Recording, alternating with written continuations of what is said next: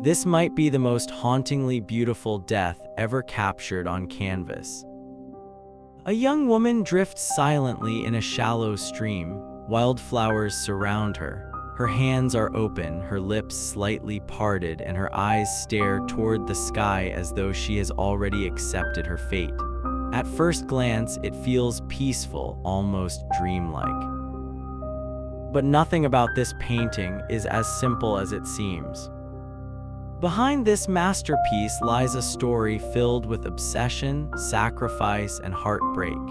Even more unsettling, the woman who gave this tragic figure her face would later experience a life that echoed the very tragedy she helped create. Once you know her story, it becomes almost impossible to look at this painting the same way again. This is Ophelia, painted by John Everett Millais between 1851 and 1852. Today, it is celebrated as one of the greatest masterpieces of the Victorian era, admired by millions for its breathtaking beauty and extraordinary detail. Yet beneath its delicate surface is a story far darker than most people realize. At the center of the painting floats Ophelia, a young noblewoman from William Shakespeare's Hamlet. She is suspended in the water, her richly embroidered dress spreading across the surface like a silver blanket, keeping her afloat for only a few fleeting moments. Her expression is strangely calm. There is no panic on her face, no desperate struggle for survival. Her hands rest gently above the water, palms open, as though she has surrendered completely to whatever comes next. Around her, nature appears almost impossibly alive. Every blade of grass, every leaf, every flower has been painted with astonishing precision. Willow branches bend over the stream, wild roses bloom along the riverbank, and colorful blossoms drift gently across the water. At first, they seem like beautiful decorations, but every flower carries a hidden meaning. Nothing here was placed by accident. To understand why, we have to return to Shakespeare's Hamlet. Ophelia is caught between two powerful men who shape her entire life. She deeply loves Prince Hamlet, but she is also devoted to her father, Polonius. As the story unfolds, everything around her begins to collapse. Hamlet, consumed by grief and revenge, suddenly rejects her. Soon afterward, he accidentally kills her father while believing someone else is hiding behind a curtain. In a single moment, Ophelia loses both the man she loves and the father who protected her. The emotional weight becomes unbearable. Her mind slowly begins to break. She wanders through the castle singing fragments of old songs that no one fully understands. She hands flowers to the people around her, each carrying a quiet message hidden beneath its beauty. Those who receive them recognize the meanings, but no one steps forward to help the young woman who is clearly falling apart. Then comes one of the most unforgettable passages Shakespeare ever wrote. Curiously, Ophelia's death is never shown on stage. Instead, Queen Gertrude simply describes what happened. According to her account, Ophelia wandered beside a brook collecting flowers beneath the branches of a willow tree. As she climbed higher, one of the branches suddenly snapped beneath her weight. She fell into the water. For a brief moment, her dress spread across the surface, holding her up like the sail of a small boat. She continued singing, almost unaware of the danger surrounding her, until the heavy fabric absorbed more and more water. Eventually, the weight became too much. Slowly, silently, she disappeared beneath the surface. That single description became one of the most famous deaths in all of literature. Yet Shakespeare never actually showed the moment. No audience ever witnessed it. He left the image entirely to the imagination. For centuries, artists tried to imagine what those final moments looked like. But no one transformed Shakespeare's words into an image quite like John Everett Millais. Millais was no ordinary painter. Born in 1829, he displayed extraordinary talent from an incredibly young age. At only 11 years old, he became the youngest student ever admitted to London's prestigious Royal Academy schools. Most artists would have considered that the beginning of a brilliant career. Instead, Millais soon rebelled against everything the Academy represented. Alongside a small group of ambitious young painters, he founded a movement known as the Pre-Raphaelite Brotherhood. Their goal was radical. They believed that art had become too polished, too artificial, and too predictable.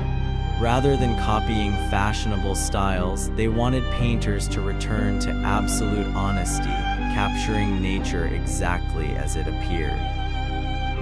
Every leaf, every reflection, every blade of grass, nothing was too small to deserve perfect attention.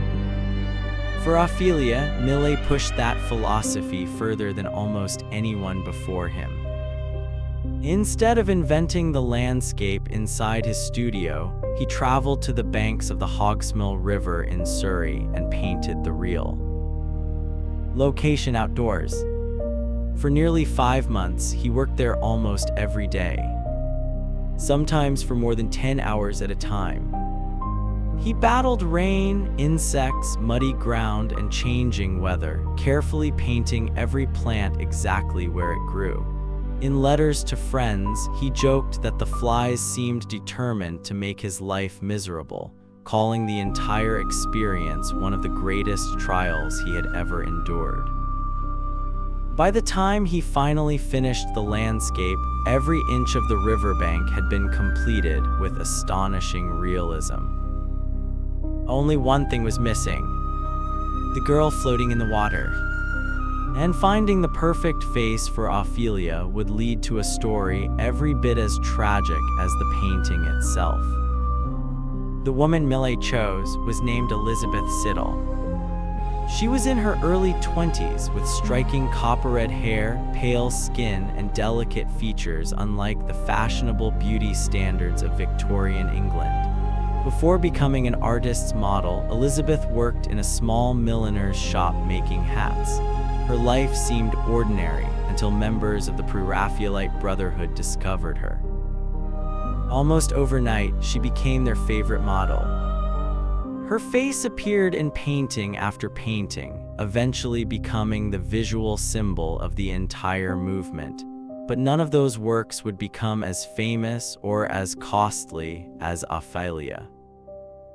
To paint the drowning heroine, Millais wanted complete realism. He didn't want Elizabeth pretending to float. He wanted her to actually lie in water for hours at a time. Inside his London studio, he filled a large bathtub with water and dressed Elizabeth in an antique silver gown that closely resembled Shakespeare's description. Oil lamps were placed beneath the tub to keep the water warm while she remained perfectly still. Day after day, she floated silently, without moving, without speaking, holding the pose of a woman moments away from death. Then one winter afternoon, something went terribly wrong. The lamps beneath the bathtub slowly went out. Millais was completely absorbed in his painting. He never noticed.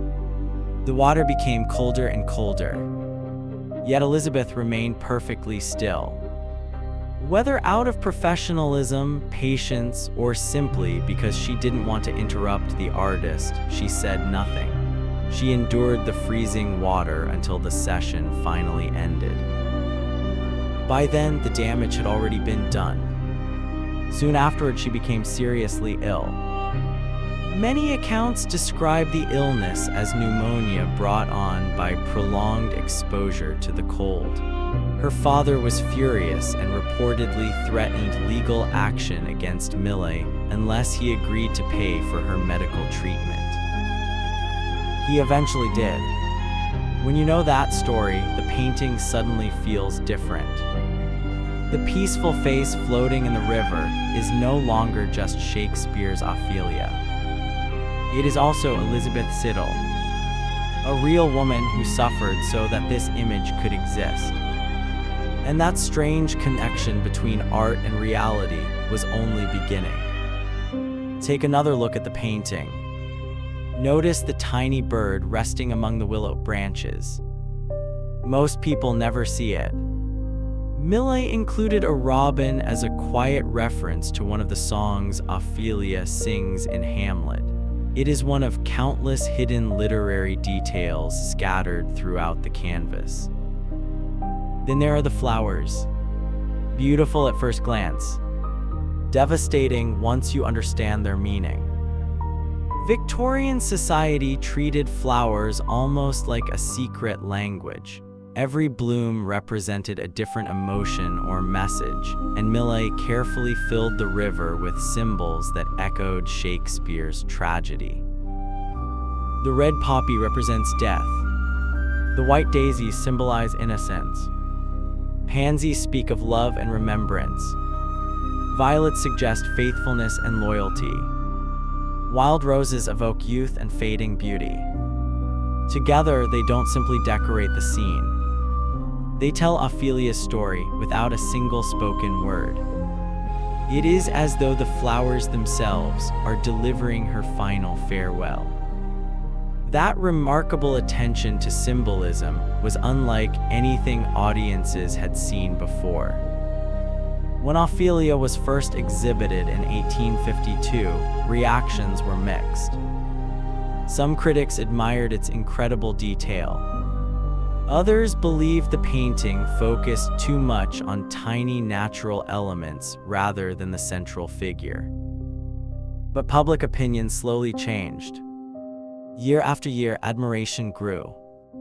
Eventually, Millais' vision became so influential that for millions of people around the world, this painting replaced Shakespeare's own description. Today, when readers imagine Ophelia's death, they rarely picture words from the play. They picture this image instead. Yet the most heartbreaking chapter of the story happened long after the painting was finished. Elizabeth Siddal was far more than a model. She became an accomplished artist and poet in her own right, earning respect within the Pre-Raphaelite circle at a time when women were rarely taken seriously as professional artists. She later married fellow painter Dante Gabriel Rossetti. For a while, their relationship seemed like the beginning of a happier life. But tragedy continued to follow her. Her health remained fragile. She suffered from chronic illness and emotional struggles. After the devastating loss of a stillborn child, she became increasingly dependent on laudanum, an opium-based medicine commonly prescribed during the Victorian era. What doctors considered treatment slowly became addiction. Then in 1862, just 10 years after posing as Ophelia, Elizabeth Siddal died from a laudanum overdose. She was only 32 years old. Whether her death was accidental or intentional remains one of Victorian history's enduring mysteries. But the parallels are impossible to ignore. The young woman who became the face of literature's most famous drowning heroine also lived a life marked by beauty, suffering, and an untimely death. Reality had begun to resemble art, or perhaps art had quietly foretold reality. Today, Ophelia hangs in Tate Britain, where it remains one of the museum's most visited masterpieces. Every year, thousands of visitors stand before it, often much longer than they expected. At first, they admire its extraordinary craftsmanship. Then they begin noticing the details. The flowers, the stillness, the expression, and finally, the story behind the face. Because this painting doesn't preserve just one tragedy. It preserves two. One belongs to Shakespeare's fictional heroine, carried away by the current while singing her final song. The other belongs to Elizabeth Siddal, the real woman who endured pain to bring that heroine to life, only to see her own story end far too soon. Perhaps that is why Ophelia continues to captivate us after more than 170 years. It reminds us that behind every masterpiece is a human story. Sometimes inspiring, sometimes heartbreaking, and sometimes the story behind the painting is even more unforgettable than the painting itself. If you enjoyed uncovering the hidden history behind this masterpiece, let me know which painting you'd like to explore next. There are countless works of art whose greatest secrets are hiding in plain sight.